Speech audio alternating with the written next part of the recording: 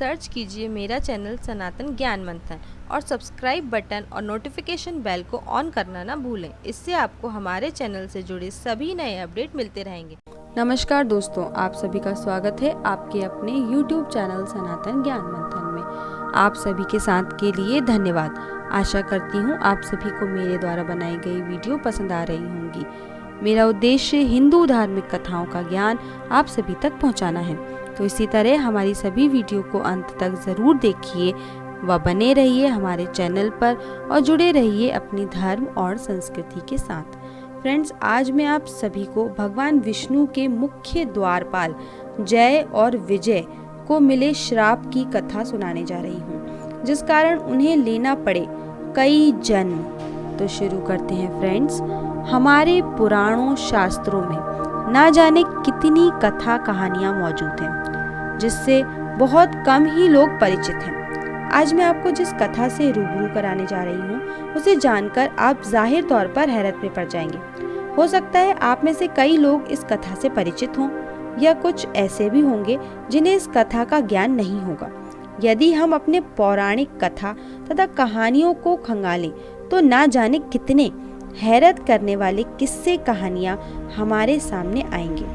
तो आइए शुरू करते हैं हमारी कथा को। भगवान विष्णु के वैकुंठ लोक से, जहाँ जय और विजय नामक दो भाई वैकुंठ लोक के द्वारपाल थे, एक बार जब यह दोनों पहरा दे रहे थे तो इन्होंने देखा कि कुछ ऋषि कुमार वैकुंठ लोक की ओर चले आ रहे हैं। करीब आने के बाद ऋषि कुमारों ने जय विजय से भगवान विष्णु से मिलने की इच्छा जताई।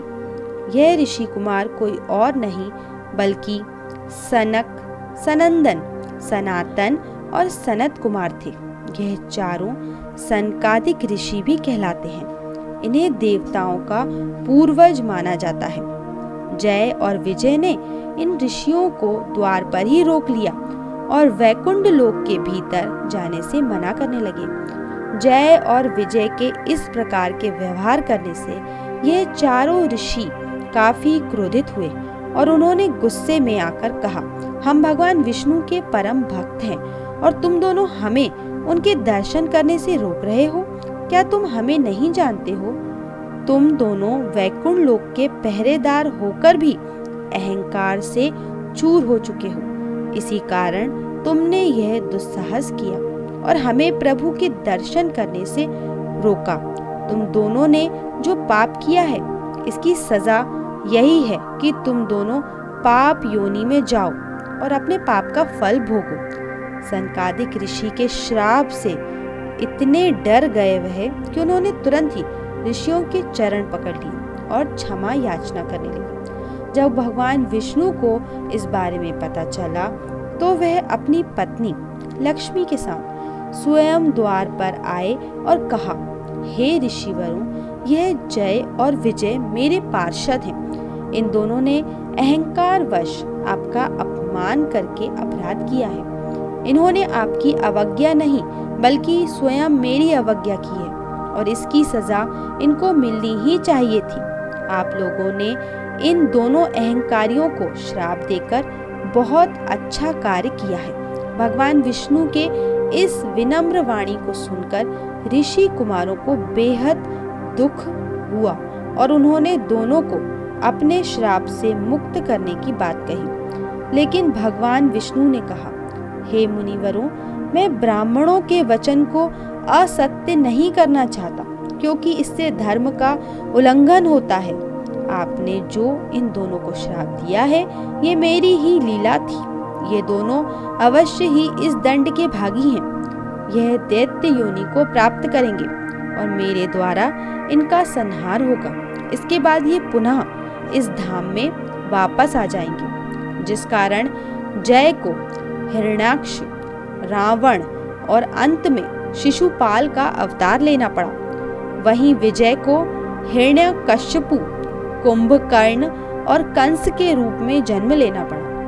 हिरण्याक्ष और हिरण्यकश्यपु दोनों दक्ष प्रजापति की पुत्री दिति और कश्यप की संतान थे। इन्हें मारने के लिए भगवान विष्णु ने वाराह अवतार लिया था। रावण और कुंभकर्ण केकसी और मुनि विशर्वा के पुत्र थे।